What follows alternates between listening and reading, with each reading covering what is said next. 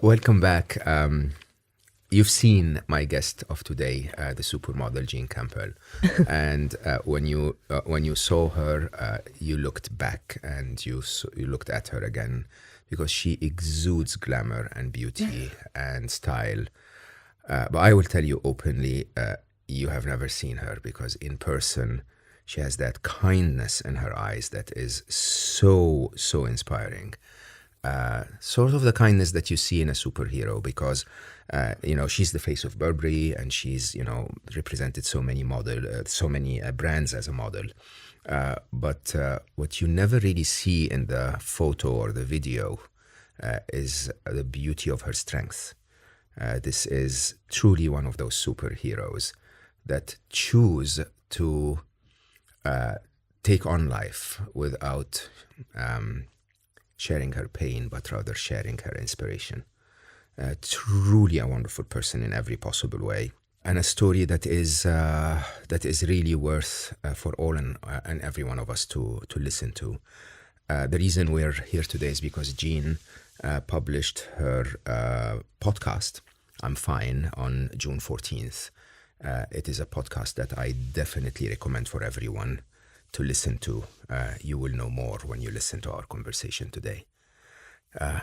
So happy. Thank you so much, Mo. You. That's such a generous introduction. I'm so happy to be here. It is truly what's in my heart about you. I mean, we never. This is the first time we meet. I expected you to be a kind person, but I didn't expect this, to be honest. When you walked in the door, I can see that you have learned so much more than your age. Oh, wow. If I can say that in life. Yeah. Well, I guess life has been very textured and full for me. And to go back to what you were expecting, I suppose, like, my life and career has very much been kind of two-dimensional in terms of what you might know about me. Mm-hmm.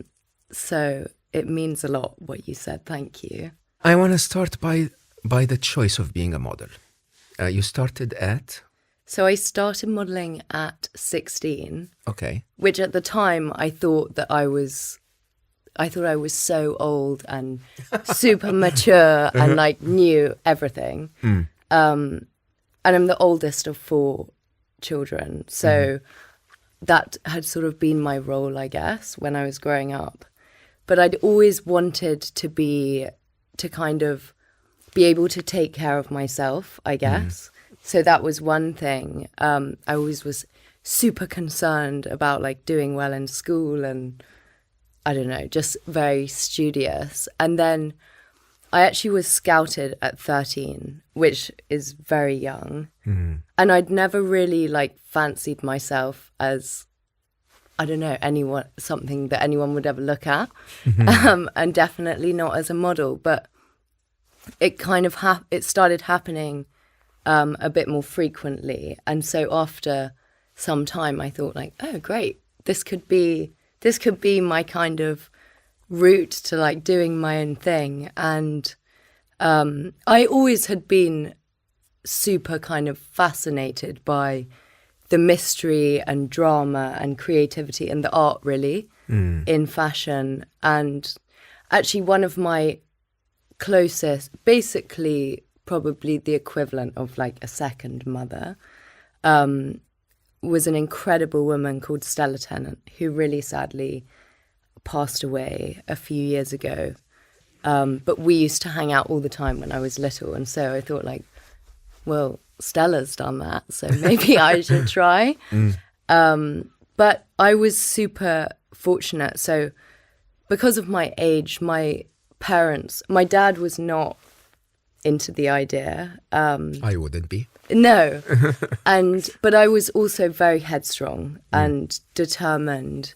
And I just I guess I wanted to sort of get into the world and like start my life. But I didn't realize, I kind of ran before I could walk maybe, to be honest, because the second that you step onto a fashion set, you're stepping into a really adult world.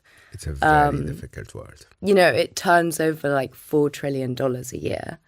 And you don't realize when you're first kind of entering the set that actually that there is a pressure for you to kind of deliver whatever the creative vision is.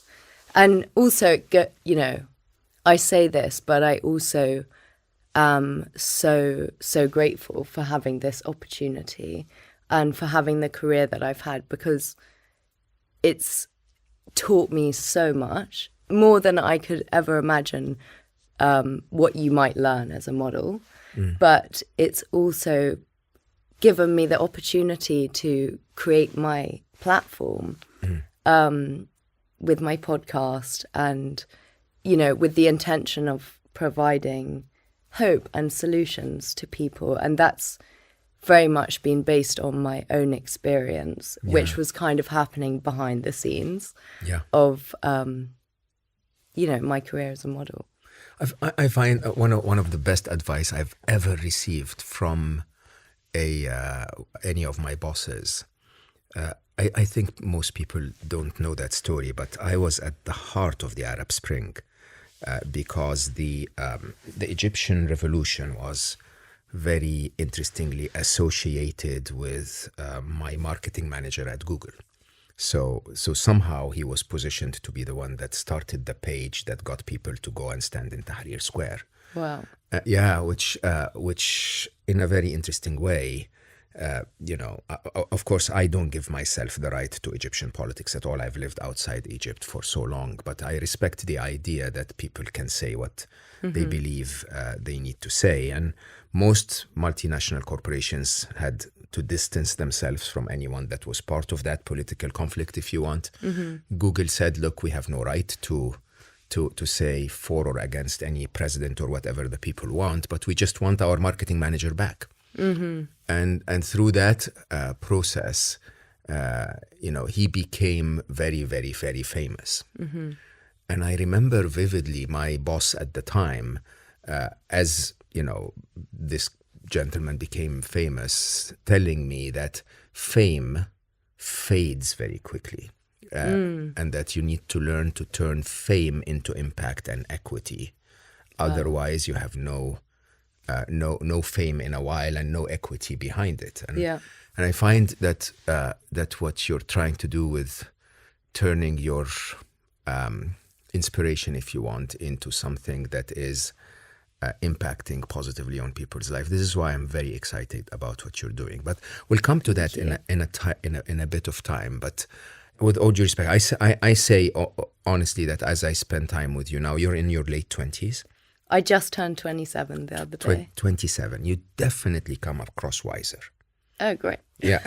So That's good. But starting at 16 in this world, I almost think is criminal. Yeah. I mean, like, first of all, isn't 16 child labor? Like, yeah, you could say that.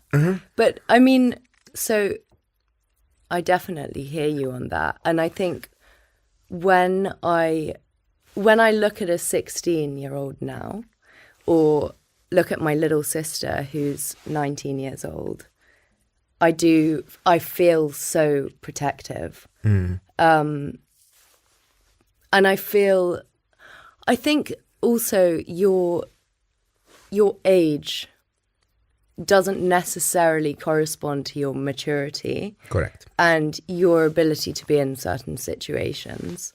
And in many ways, I guess I was I knew how to interact and kind of accommodate for people's wishes, and I could basically understand direction quite well and kind of rally, I guess. But what's interesting, I think, to go to the age thing, is that in many ways, because living that life and working in that world it's quite all encompassing. It's busy. If you obviously want it to be busy. because that means getting work and doing well, you know. But what's interesting is that maybe for me, there's so much that I've loved about it and learned about it, and I've met so many incredible characters. But what was quite interesting for me is that I was always playing a character, and part of being like a good model is adapting to what people want, and also not necessarily showing how you feel or what's going on, and making the job kind of easy, I guess. And so there was definitely a part of working that provided an escape, probably from the physical and later on emotional impact of my pain and structural issues. But also it meant that I sort of abandoned possibly the more vulnerable, immature part of myself that maybe needed like a bit of TLC. Oh, wow. Does that make sense? It makes a lot of sense. I don't know if you've ever been told this, but the reason why I find you so inspiring is because in my very highly engineered mind, a model is supposed to represent the reality of the what you're simulating. So when in an engineering model is supposed to be sort of a miniature, exact replica, if you want, but miniaturized of a very complex project, right? And modeling in fashion, in many ways, does not represent the people we're going to. It's like we take this very glamorous looking person, and most of the people looking at her are not as glamorous as her, or maybe not at the same standards of beauty and so on. But in a very interesting philosophical way, your pain added to your glamour makes you so human. That's so funny that you would ever describe me as glamorous. I don't feel glamorous, which is quite funny. I haven't really been described as glamorous, but thank you. I mean, the brands that you represent are like the chic, expensive No, thingies. Definitely. I mean, imagery portrayed in fashion portrays an ideal and a kind of aspirational standard. And I suppose, Vogue, for example, when it first came about, was a guide for largely women to kind of know what was fashionable and how to sort of style themselves. But obviously the world we live in now, you can there's so much information available. And so I suppose within fashion there are these glamorous images or different representations of whatever the art director or the photographer sees as ultimately something that's going to maybe inspire people or maybe be sort of something that they'd like. But it is also true that there isn't always, it doesn't necessarily represent the full picture. Like, you don't, when you see the finished image, you don't see the hours and months of work that has gone into it, from all of the producers to the styling team to the design team. And in many ways, like I'll show up on the day, and for instance, with shows, you can feel that energy for the 10 minutes that the show lasts, and it's been like 3 months in the making. But yeah, I suppose trying, I think the pain that I experienced, because it was chronic, and I did have, so 9 out of 10 cases of chronic pain actually don't have structural, they don't have like the structure to represent that pain or to explain the pain. But in my case, I suppose I have had what you would call complex chronic pain, which is a structural issue which causes pain, and chronic pain just is pain that lasts over 3 months. Yeah. And the complex part is where it begins to affect your mental and emotional world.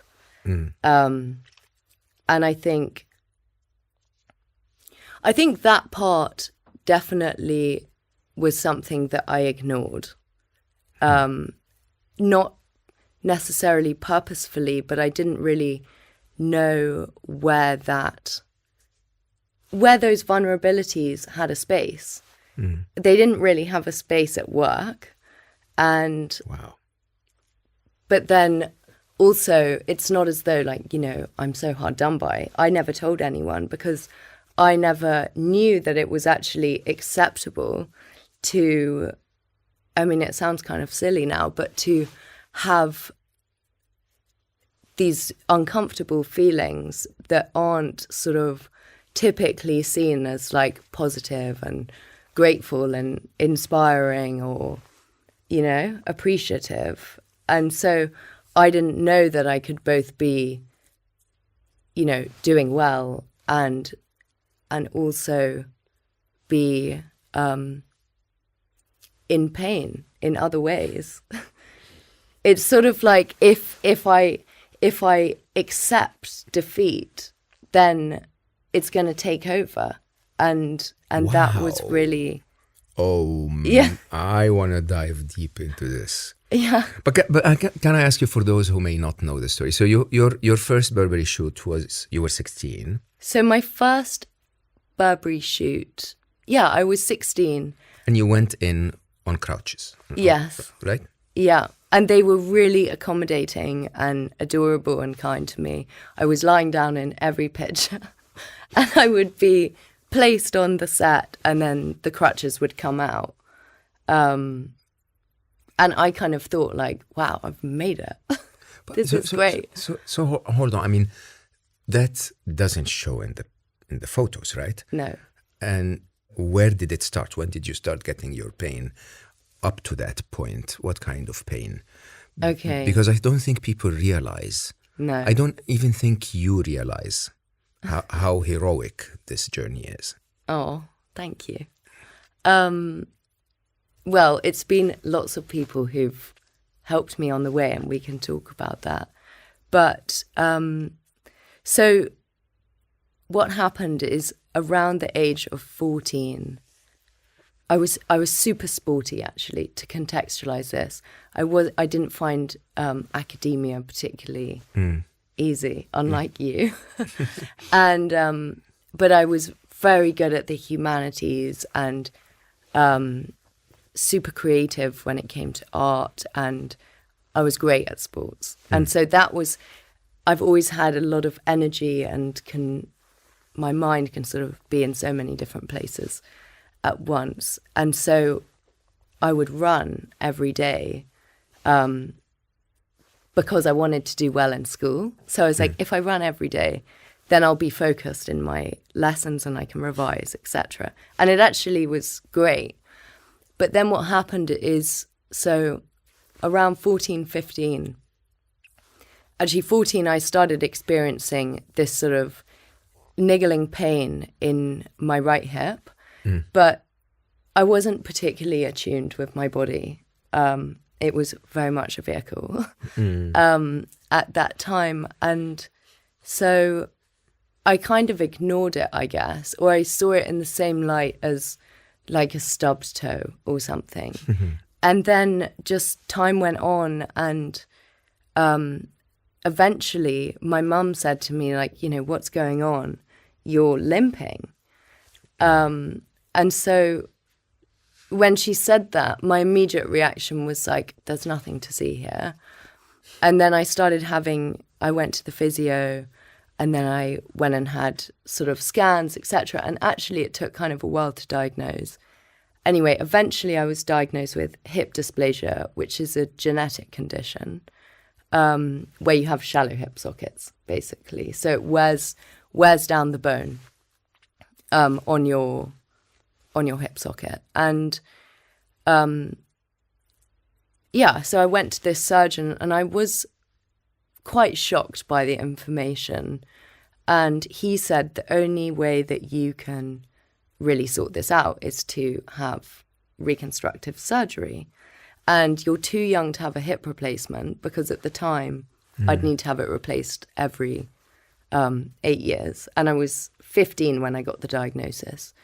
And he said, we'll need to wait for your growth plates to fuse. And then we can break your pelvis in 3 places and put it back so that it's structurally sound.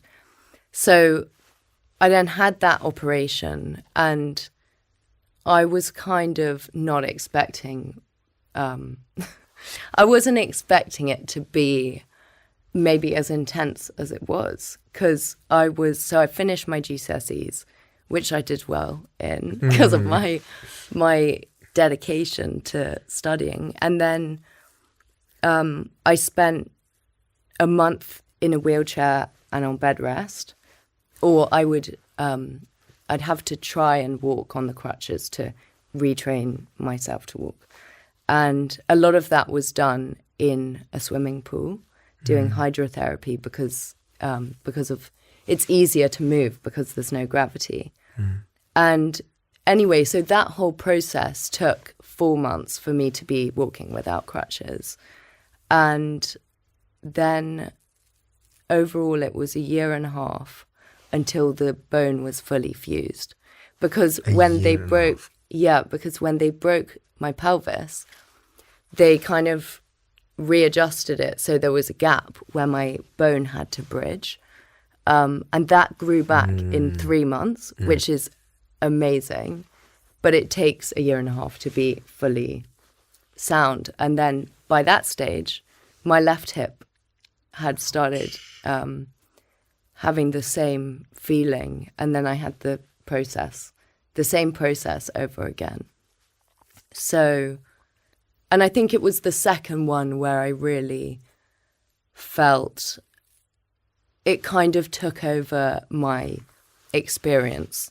My life experience was quite taken over by what was going on physically, but also the powerlessness that I felt in my own body. Suddenly I couldn't put my socks on and I couldn't control my emotions. I was furious. If someone woke me up at night and the pain medication had worn off, I then wouldn't be able to sleep. Or, I was so frustrated with my family for how I felt, but I didn't have the language to express that. And it was like I was free-falling, kind of. And sorry, I'm like really going into it. But please do. Oh, thank you. But I suppose I think the part in a way that was probably the most challenging is that as a child, you've talked about it quite a bit. You're this sort of, your natural state is happiness, and things happen and those things shape your character. And, your parents shape your character, school, whatever, the things that you're into, the things you're good at and not good at. And I think I had sort of just about started getting comfortable with who I thought I was. And also that little adolescent was also just like clinging on and quite kind of scared of, not making things happen for myself. And then when these two, well, it was 4 operations altogether, but 2 really big ones. When that happened, it's sort of like my world fell apart.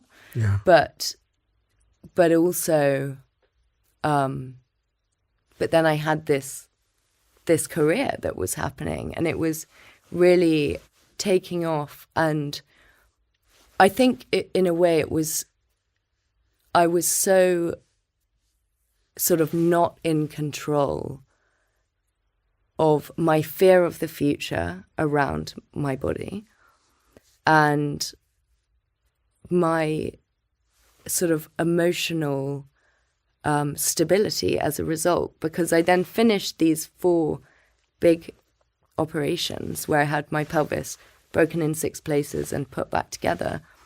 And then I was still experiencing the pain. And I had more scans, and I was told, okay, you need to have 8 more operations. Ouch. And those operations will take 1.5 years each, and we will have to break the tops of your legs and readjust them, and then cut off the ball that goes into the socket and readjust that. At which point I just thought, there's no way. But so I sort of fell into this hopeless place, and I didn't know anyone who had had a similar experience, or, you know, all of my friends when I was like 18 were being 18, and I think I really wanted to fit in, and I wanted to kind of be stepping out into the world, and I did step out into the world, but I think I left part of my heart behind in order to do that. But then I suppose the purpose of telling you all of this is that actually the most kind of mentally, the thing that was the most mentally painful about it was my resistance to the change that was happening for me, being told that, you know, you are going to have this pain, it is progressive, you must have these surgeries, or you can't run again, you can't have impact, blah, blah, blah. My resistance to that change was very painful, and rather than, I didn't have the know-how to sort of step into action, and I definitely didn't have the language to talk about it. But the thing that actually has turned that sort of shadow that once kind of cast a shadow over my life and the way that I felt about everything is the very thing that's made my life and my world brighter than I ever could have imagined. Come on. Really. What does that mean? Well, I think in facing, actually going into, I'm just going to call it the darkness. And by that, I refer to my pain of, you know, all of that pain. And actually facing it and saluting it and accepting it, I have become familiar and therefore comfortable, and as opposed to rejecting it, become curious about it. And through being curious about it, I have had to learn to trust people, to talk about how I feel, the good, the bad and the ugly, and be open to actually solutions being shown to me. And you're always going to be told so many different things. But I think for me, knowing that actually I don't have all the answers, and nor should I have all the answers. I'm 20 or however old at the time. Of course I don't have all the answers. I've never been through this before, and no one around me has either. So, but in being sort of desperate, it was in my desperation that I then reached a point of sort of openness, but almost from like a sort of pessimistic place of like, fine, bring it on. And then actually from there, I started trying out different things. And because there's something paralyzing, there's something very paralyzing about being without hope, and isolation is really paralyzing. And so that's what I mean by it's brought more light into my life than, you know, anything that I could have imagined. Said like a true wise sage. Thank you. But I don't know about that. we'll come back to this at the end. So you chose not to take the other operations, Yes. which means the pain didn't go away. The pain didn't go away, but the pain changed. In which ways? So I suppose it changed in how I used my body to accommodate it, to accommodate these structural issues. And that's through making my body as strong as it can be and as healthy as it can be within reason. You know, I didn't want to be like sort of crazy about that. But basically allowing my strength and body condition to support my skeleton has been a huge part, but also my perception. Because and that sounds sort of, I don't mean that in a way of, it wasn't real. It was absolutely real. 100%. And it is still real. But what happens when you have consistent pain is it causes a great deal of anxiety, which is just fear, and finding ways to interrupt that fear and that sadness has been the thing that's also... So it's a combination of the way that I act with my body and that sort of ritual of conditioning, and then my management of my head, because your pain receptors are in your brain and your neuroplasticity. I know that you're the scientist, but I've learned some things, and your neuroplasticity becomes kind of programmed towards the pain. Correct. Because it's like, hundreds of thousands of years ago, that would have kept you in the cave when you couldn't run away. You have no idea how much you sound like my wisest friends. Oh, wow. So allow me to explain. First of all, pain, consistent pain, like you rightly said, could reprogram your life, your entire life around the pain. Because basically you're using certain neurons to feel the pain, and you're using them over and over and over, and you can just simply stop using any other neuron. But that's not the point. The point is that the way you described being able to accept it, this is the very height of life, basically, because I don't think anyone is without pain. No one. No one is without pain. And I think, of course, it varies, not to undermine or belittle anyone's pain, but depending on where you are in your life and how you are with your own path to enlightenment, if you want. Every pain to the person feeling it is the biggest pain. It's so interesting. People always ask me about losing Ali, right? I'm so sorry. Ali's in a very good place. Thank you for saying sorry. Wish him happiness. At the time, I remember vividly that I was a very rich man who's getting millions pouring in every year.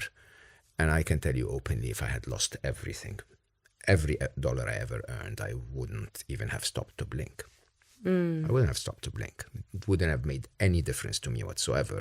When in reality, some people lose 20 pounds and they just, dwell on it for the rest of their life. Okay? Pain tolerance is very different for each of us. The pain that that could definitely count as my biggest pain was losing Ali, right? And so interestingly, the whole exercise of walking to enlightenment truly is about accepting the pain, the dukkha, as they call it in Buddhism, the suffering that life brings. Okay, that life is suffering. The Buddha would teach at points in time, in Islam, it basically sort of translates into life is constant struggle or constant perseverance, if you want. Struggle is the opposite side of perseverance, against the struggle. Okay? And somehow most of us, regardless of how tiny our pains could be compared to the real chronic pain, for example, would not. But it's not like real. There is no comparison. Yeah. There's no comparison. You can't compare one's pain to another's. But the truth is that it's the same skill of the passage to wisdom, is to say, I will take the suffering that my life is sending me. And you say it so eloquently, because believe it or not, it's all in the mind. Yeah. It's so interesting how you talk about this in your wonderful 27-year-old body when you're this is so much wisdom, truly and honestly. You just have to understand that being able to get to that point, nothing else in life can break you. And it's a point that most people prefer to avoid the pain. And so they avoid that point of facing and accepting the pain. Wow. I mean, I am so inspired by you, and you have such a profound impact you have had such a profound impact to me, but also so many people that I know. So I'm really honored to be having this conversation with you. But I guess the thing that really makes me think of is that what I've found, and I wonder how it is for you, with, I mean, having the worst thing that could really happen, I think not accepting the pain and not feeling the pain as a result then means that you don't get to feel anything, and you don't get to feel and be present for all of the good things that are also there. Oh, come on. Come on, little Yoda. Tell me a bit about that. Because you did go through a phase of that, of like numbing, basically. Yeah, so I mean, the thing is, what's interesting is that your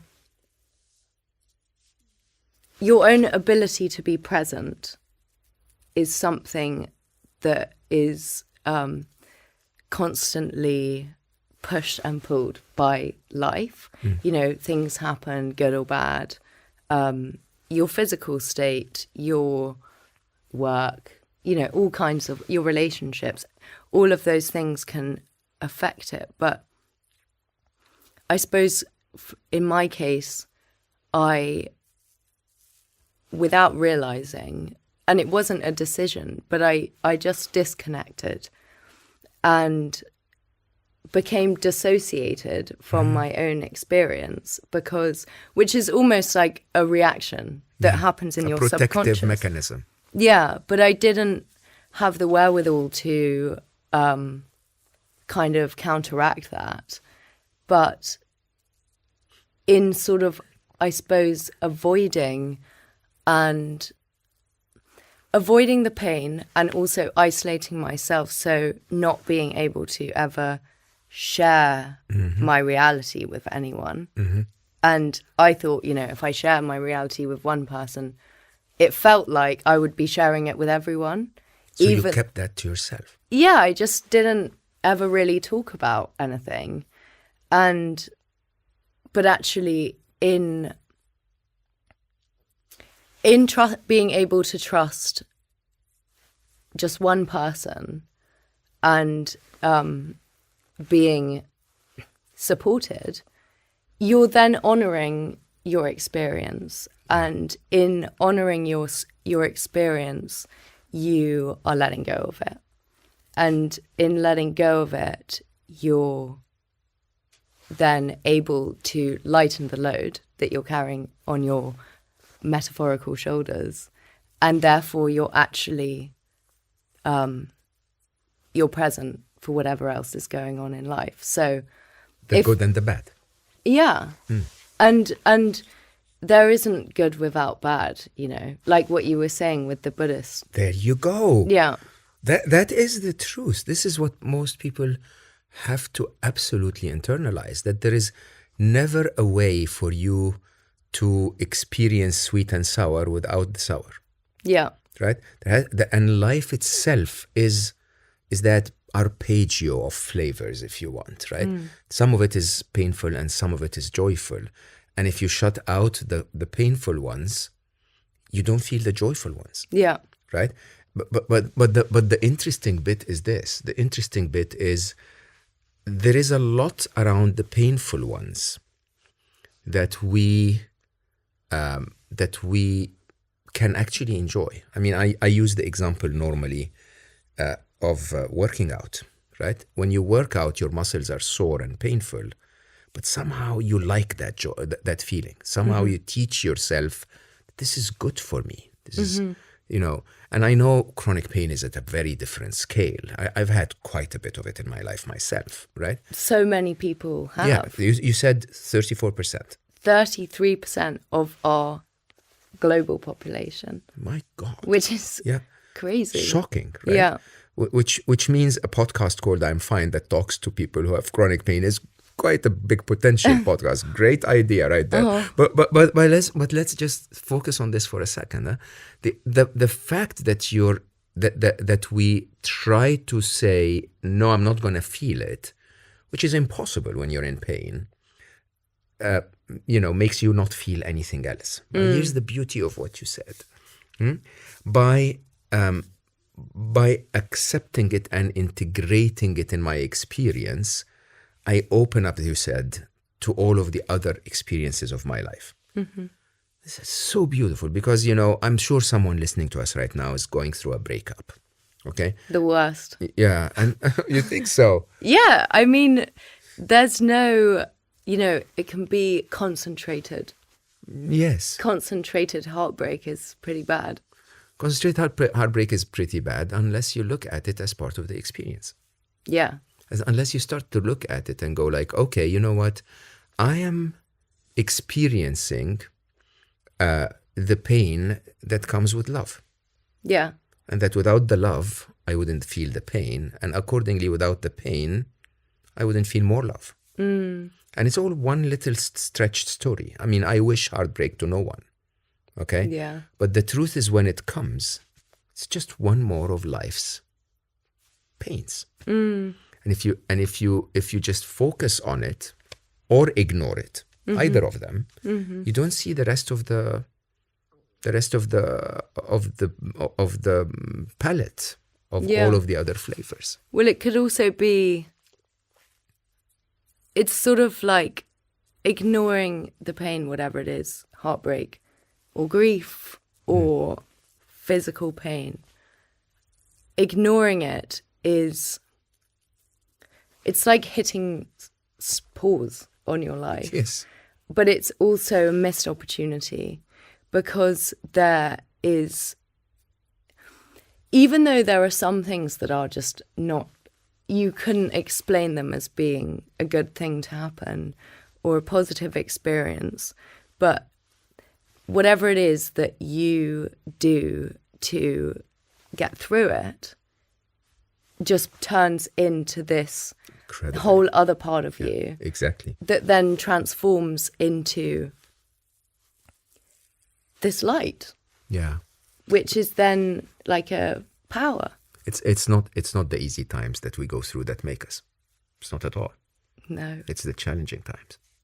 No, and I always want to feel great. But here's the trick. Everyone always wants to feel great, but you only feel great when you know how to internalize and integrate and deal with what is inevitable in terms of life sending you some pain. Yeah. If you just say I want to be great by wishing that life only sends me joy, you're going to be disappointed. You're going to be very disappointed. Yeah. Tell me about heartbreak, because you seemed to immediately comment on this. Well, heartbreak's around me at the moment, actually. Okay. But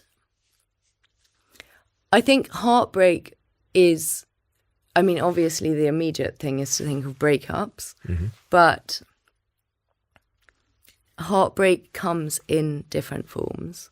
And I suppose it can be that of a relationship ending, like a romantic relationship ending, which has happened to me and everyone I know. But I suppose when I think of heartbreak, I actually think of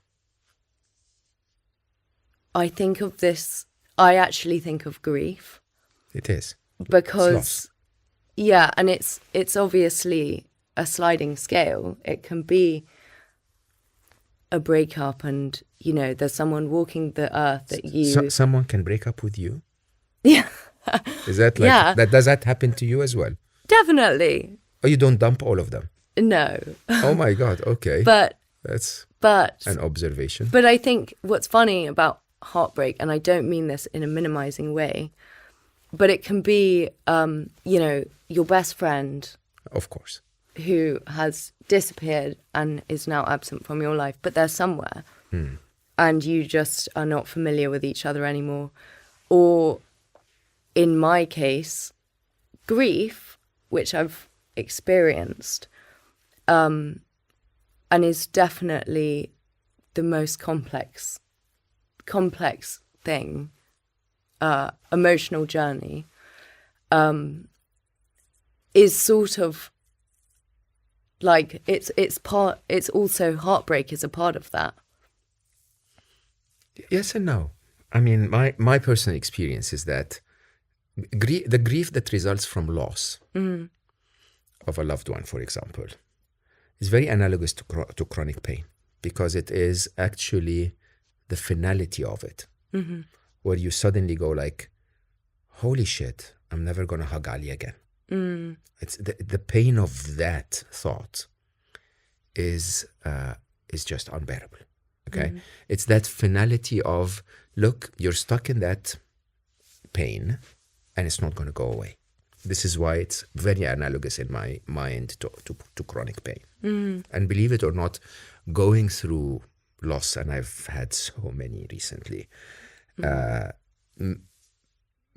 This analogy really helps me, because the reality of, because I've dealt with chronic pain for a long time in my life, actually now being a lot better, because it was a lot, it had to do a lot, you know, it had a lot to do with my choices in life, if you want. Wow. Yes. What kind of chronic pain, can I ask? I had a headache for 27 years straight. Wow.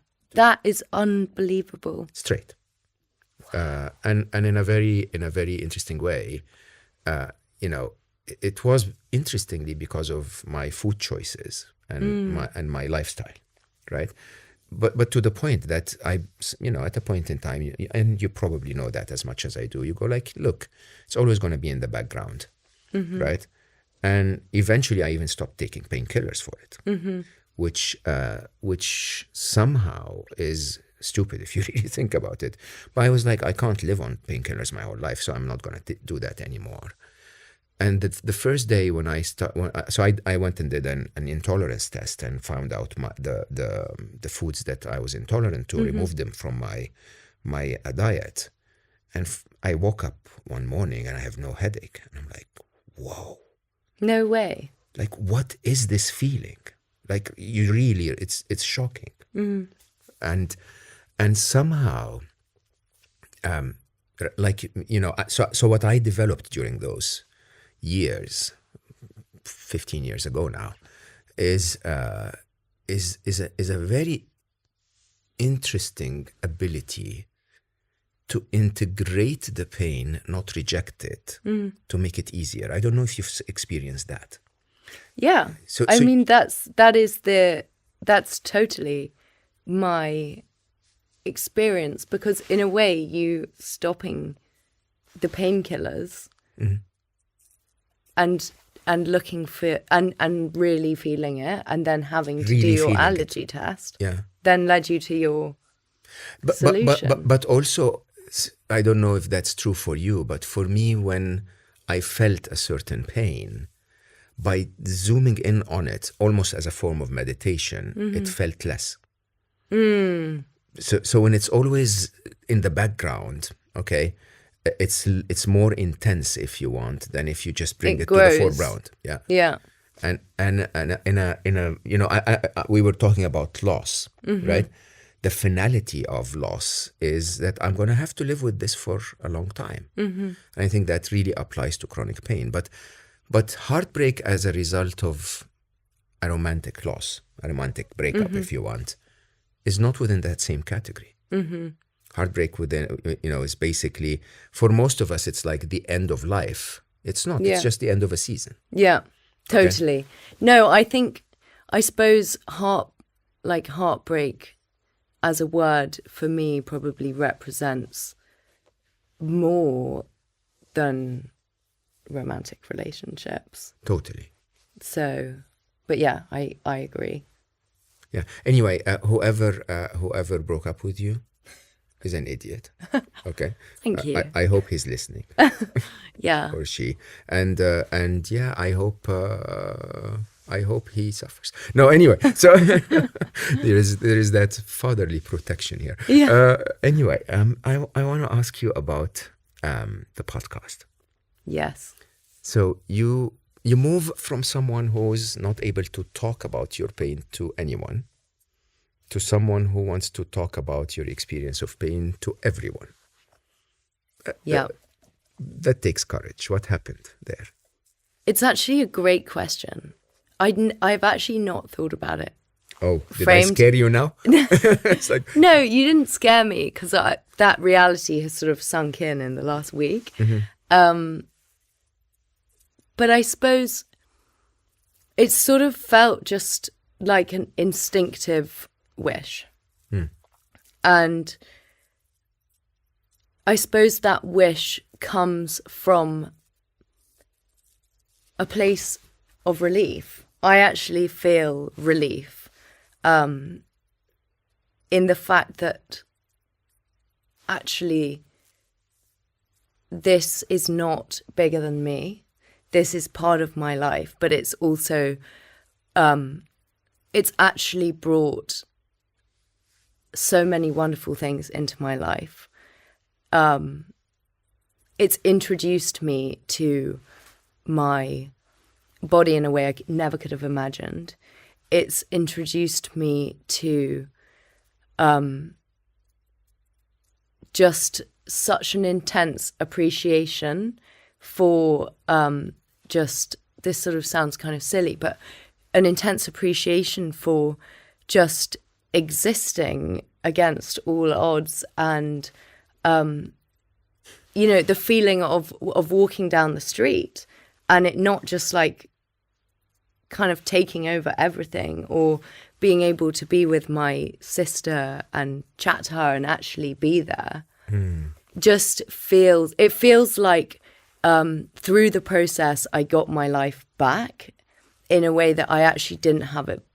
I didn't even have it before the pain, because it's required so much sort of presence, work and presence, that it's meant that, and I used to think that was really self-centered, like, oh my God, you're so self-centered to actually think about yourself. But in actually going on that journey and working with it, it's meant that I can actually show up in life. And I suppose I'm so lucky in so many ways. And I just feel, it's sort of like I feel so, like, so appreciative of actually where it's brought me, that I really want other people to have that. And I think probably part of it also speaks to a younger version of me that was really lonely and didn't feel like there was a future that could include this. Yeah. And so I think it's just like, I don't know, I'm sort of like, why did I do it? I think that's really And the truth is yes, it's about helping people, but it's also been hugely fulfilling and rewarding and inspiring for me to talk to the people that I've spoken to. That's And very true. That is the best part of podcasting, to be yeah, honest. Yeah. When you choose "I'm fine," which side of it is me? You know, I don't know. Like you can see it either way. It's like, hey, how are you, Jean? I'm fine, right? Or is it, I'm actually fine? well, I guess you could probably go either way with that, but maybe it's up for interpretation. But for me, it's just the immediate response to anyone ever asking you how you are When you're high. when you just aren't fine. Yeah. It's just, I'm fine. It's just like an easy, let's close the door on that part of the conversation. And I've done that. I still sometimes do that. And We all do. yeah, it's difficult to be vulnerable in the moment Yeah. when you're feeling vulnerable. But yeah, I just think I hear it a lot. And now that I've got this podcast called I'm Fine, I'm super aware when I hear someone say I'm fine. Yeah, that's kind of where the name comes from. And I think hearing about other people and hearing their reality and their experience and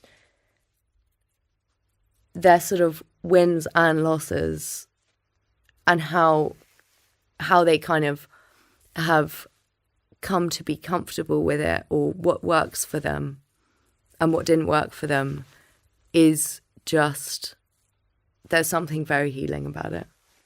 Do you also address psychological pain? Yeah. Yes. Yeah, because I sort of think, this is just my personal feeling, is that I don't really feel like in my case I can separate the two. So beautifully said. But yeah, because with physical, you know, with your physical body and its condition is going to change how you feel about your life, maybe, or about your body, or about your opportunity or capabilities, and your mental well-being has a similar effect. Like I've been in places where my mental well-being has stopped me from doing anything, you know. So yeah, I think it's important to look at the two, and they're sort of like a good union. Yeah. One definitely drives the other. I'd probably say if you're in pain, definitely it will affect your mental well-being unless you work on it, for sure. And I think some of the most chronic pains in history are actually just mental. Just Do you think, obsessions. am I allowed to ask you any questions? It's my podcast, but yeah. Well, I was just going to say, because I think the idea of working on it just sounds so, it can be really daunting. But something that I want to say, and also I just wonder what you think about it, is I think working on it doesn't need to be linear. Not at all. It can be like a conversation, or it can be, well, actually this morning I am going to get up and I'm going to spend 20 minutes listening to music that I really love before I do anything else. And that kind of, those little steps in the right direction are what it's working all on about. it. Yeah. Look, believe it or not, it doesn't actually matter how deep anyone's pain is. Like, let's stick with the breakup example. Huh? It doesn't really matter what is causing the pain. The only question one should ask is, do I want to stay there for the rest of my life and probably dwindle down further? Do I want to take one step out of the swamp? Yeah. Right? And I think that's the whole idea. And most of the time we forget that if I'm struggling with a heartbreak or a heartache or a breakup or whatever, and I'm not able to take myself out of it, a walk in a nice park with a little bit of wonderful music may not fix the heartbreak issue, but it will fix my overall mental well-being, right? It is basically a net game. Like at the end of the day, how many joys did I experience in my day? Yeah. Right? And this is why I think when someone is faced with chronic pain, at least I remember my years going through that constant headache. After a while, you start to enjoy everything. You just bring everything in and say, look, this is there. It's the net negative at the beginning of the day. And let's add positives. Let's add wonderful conversations and success and connections and human connections and love and, whatever you can add. Because at the end of the day, no one is without pain. No. And I think the biggest pain is to not enjoy the joys of your life. Yes, definitely. And I think also when that sort of rise of intolerance comes up, something that's really helped me is just to try and look into, like, what is the meaning of this? So to use the breakup example, and I don't speak for all people, of course, but, why am I so devastated that I'm single? I'm not single, but... Are you or are you not? Because... No, I'm not single. This will determine the number of messages you're going to get as a result of this podcast. I am not single. But so say to use that example of the breakup, why is it so intolerably upsetting for me that I've been dumped or whatever? And I suppose there's obviously the rejection and the heartbreak, which you'll get over, but there's also that sudden scary feeling of like, will I ever find love? Yeah, like I'm going to be permanently alone. And it's sort of these things, big or small, that happen, tap into your... But it's all about reframing, I think. So there is one way of looking at a breakup as, I am not good enough. I will never find love. I'll spend the rest of my life alone. Or you can also reframe it and say, oh my God, party time! Yeah. I can go out and have fun. I'm free. Yeah, I can go out and have fun, and that asshole was not for me anyway. Yeah. Okay? And if you really see it that way, honestly, when people come to me with a breakup, the first thing I say every time, and some of them hate me, is I say, congratulations. Yeah. That's amazing. Because if it wasn't working... It wasn't meant to be. It wasn't meant to be. Yeah. Right? But I think there is a bit of a victim mentality in... in trying to tell ourselves that this is the end of our life. Oh, totally. Right? When in reality, it's just the beginning of a new season. Everything is the beginning of a new season. Yeah, it's change. It is the, let me be very, very open. I'm old, okay? But I lived 600 lives. Yeah. I truly and honestly lived so many lives. It's just unbelievable. The amount of pain, the amount of joy, the amount of love, the amount of connections, the amount of people I know, the amount of jobs I've done, right? The amount of topics I've studied. You know what a hedonist is? Okay? Yes. I don't find pleasure in things and, and fancy stuff and what hedonists would normally be described as. But I'm just thirsty. I'm hungry on life in so many interesting ways. Okay. And believe it or not, there is so much joy in every one of those experiences. Okay. Before I found my wonderful Hannah, my wife, I had probably the worst of all of my breakups because I didn't feel safe in that relationship at all, which is, listening to my deep voice and my beard and my bald head and my age, you go like, how can a man not feel safe? But I really didn't. Okay. But safety comes in different forms. Yes, and safety is really the result of trust, really, and trust and do not trust your, a partner in a relationship is a very, very, very difficult place to be. But I'll tell you very openly, even that I celebrate. It's like I've had the joy of experiencing this. Every experience. It's like, I've had the joy of experiencing having Ali in my life. But I've also had the joy of experiencing knowing that he moved on to his next journey. Okay? And there is joy in everything. This is very difficult to understand. But there is joy in everything. There is everything that when you turn your focus to it.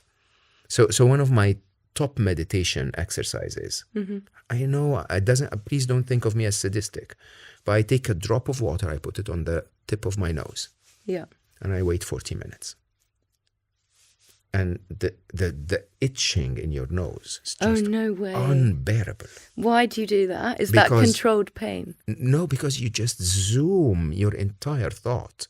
Wow. When you have that tiny itch. This is I've actually a very never well-known... heard of that. Yeah, but it's a well-known for monks.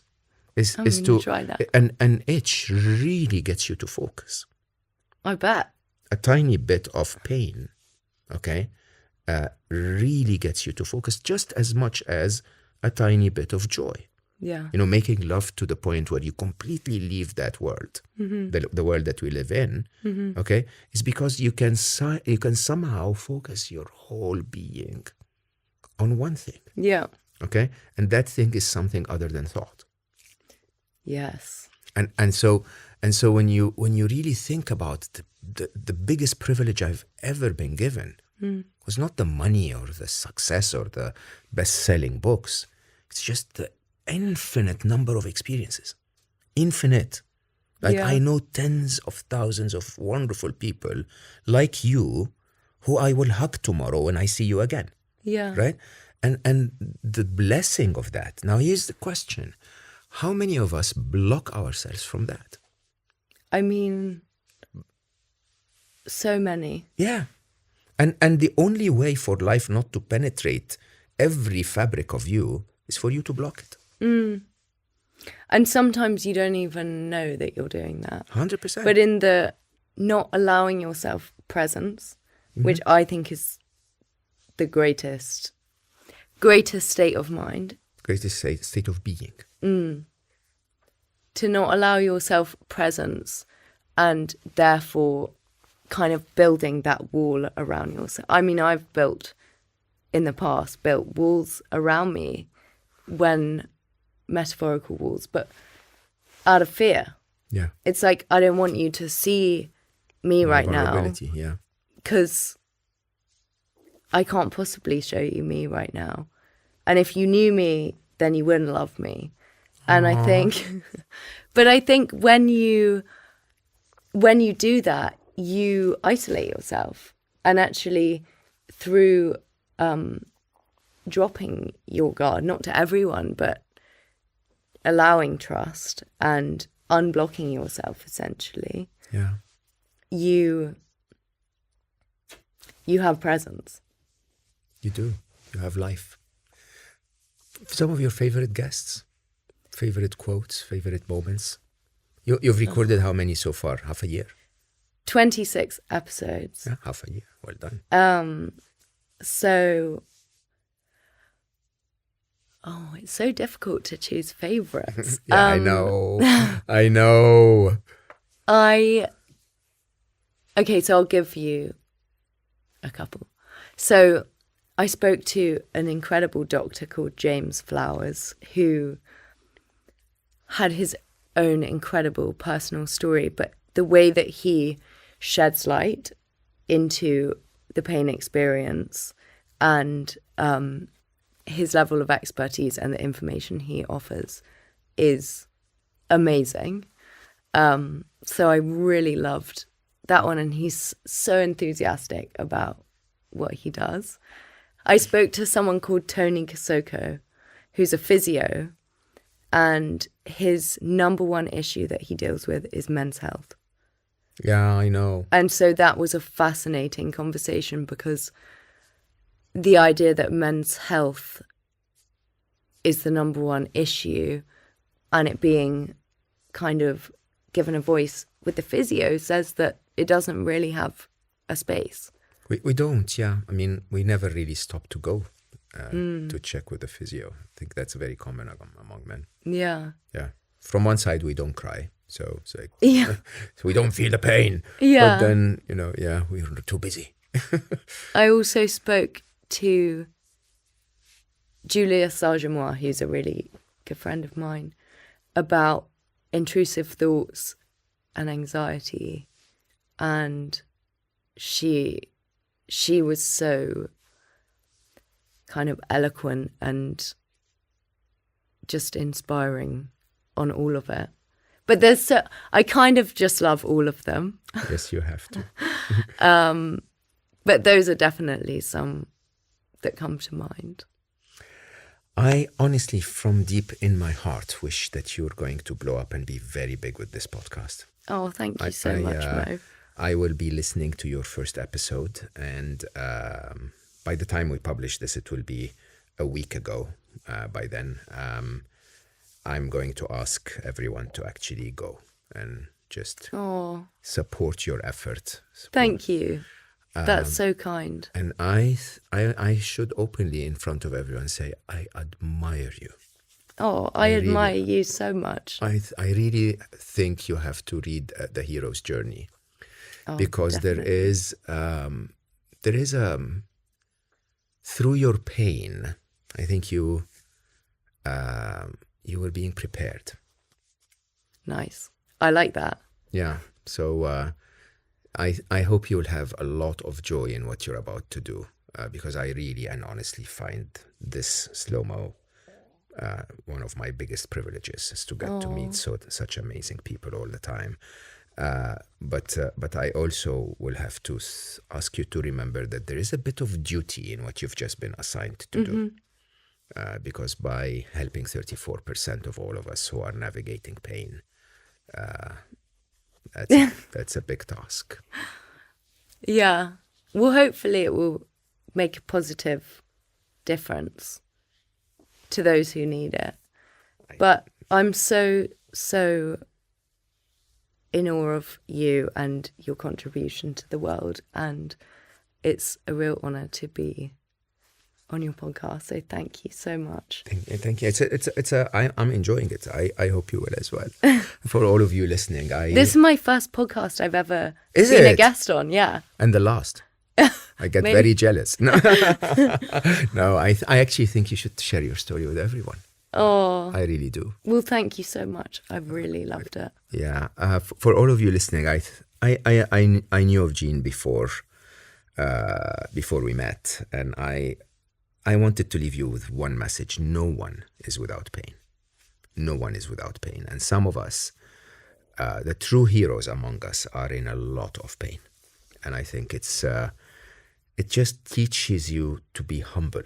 When you watch Jean's photo shoots and her brand representation and her glamour, as I keep saying, and how beautifully she hid her pain. I think it gets you to remember that not to judge anyone, not to ever think that someone who may be a little rough or a little rude, or everyone is with pain. The other side of this, which I really think is important, is that you too have pain. But then you need to make a choice of, are you going to stay with the pain and be the victim and get a few taps on the back, well done you, or are you going to internalize and integrate the pain as part of your life experience and move forward to feel the rest of the joy? I think Jean said that so beautifully, that there is so much in life to experience other than your pain. And then the third, which I found really, really inspiring, is how sharing your pain really takes it away. So I normally run my podcasts for longer, but I think this one requires you to go back and listen a little bit. While you probably should search for Jean's Burberry photo shoots, so that you can visually understand how someone can be so heroic and so committed to what she does, while at the same time feeling unbearable chronic pain. What else do I want to tell you? I am, as I always tell you, I'm so grateful that you give me the chance to meet so many amazing people. I probably am one of the most blessed people you will ever see for that gift alone. But I'm greedy enough to ask you to make it bigger. So please tell the world about what we're trying to do here. Make it bigger so it gives me a chance to meet even more people. I will ask you openly to please go ahead and listen to I'm Fine. You, I think, will find inspiration and a lot to think about. I love you all for listening, and I will see you next time.